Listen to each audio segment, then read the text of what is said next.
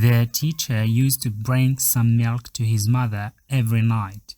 He used to stay out late at cyber cafes, and on his way home, he bought a bottle of milk for her.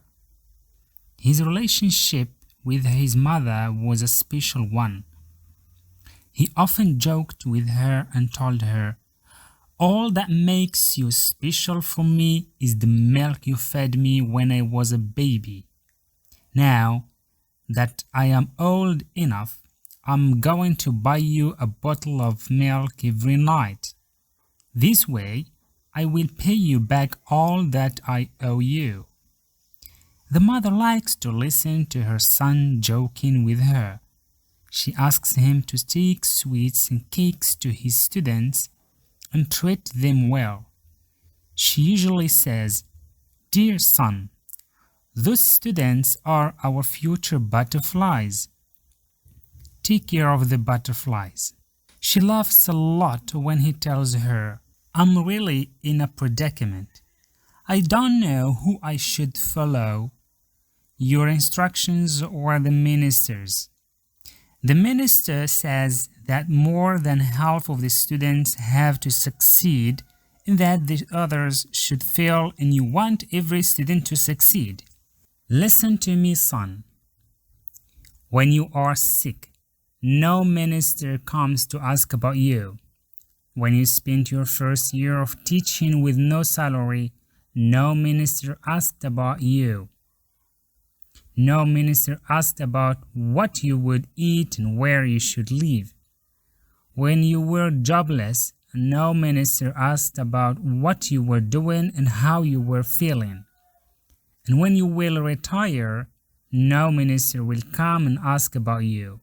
Listen to me, dear son. You should love those kids," she said with a lot of questions in her eyes.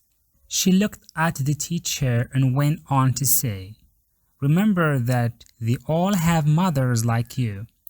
They will all live what you have lived so far.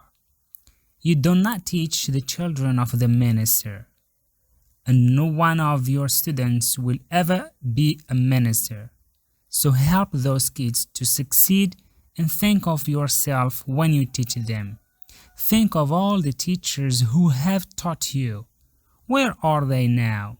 What are they doing? What kind of life are they living now? Look at Si Ahmed, who taught you at the primary school. He's now sick, and no minister has asked about him." The teacher knelt on his knees and applauded to his mother as the Greeks do for their idols.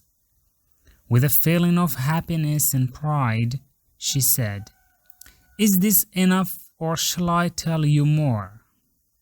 The teacher held her and kissed her on the forehead. He said, "That's enough, lovely mother. I will always follow your pedagogy and guidelines. This is enough, dear wife of my father." The message is clear. They both laughed, as she likes to be described as the wife of his father because she expects to hear his second sentence. "I love my father because he has given me the chance to meet a lovely mother like you." That night, on his way back home, the teacher found that the shop that sells milk wasn't open. There was another shop far from the cyber cafe. He stopped for a while thinking about going there to buy some milk for his mother, and then after hesitation, he decided against it. "Let's do without milk tonight. Tomorrow I'll buy her more." When he went to bed, he slept immediately. In his dreams, he dreamed his mother was dying. But before she died, she looked at him and asked him a question he will never forget. "Now that I am dying, for whom are you going to buy milk? For whom are you going to buy milk?" The teacher woke up and went to his mother's bed. He found her praying. He thanked God and was reassured that it was just a frightening nightmare. He couldn't go back to bed as the question's echo was still echoing in his mind and inside his ears. He attempted to find a convincing answer, but the question was just beginning to raise many questions in his head. If our parents die, for whom are we going to buy milk? For whom are we going to be good and obedient? The teacher understood then that life is only a chance and an opportunity to do good things for our parents, family, friends, and all humans. Once the needy are dead, there is no need to try to be good. The living people need our help and our care more than the dead. Now, it is your turn to ask these questions. Are you taking care of your parents as long as they are still alive? Are you helping those who need help?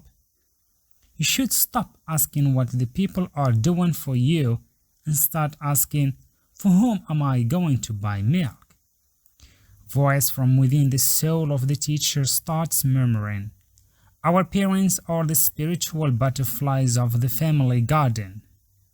As long as they are alive, the garden is green, alive and flourished. When they die, life inside the garden disappears. Trees die, flowers wither, wells dry, and birds migrate, and the butterflies of our life become sad and die.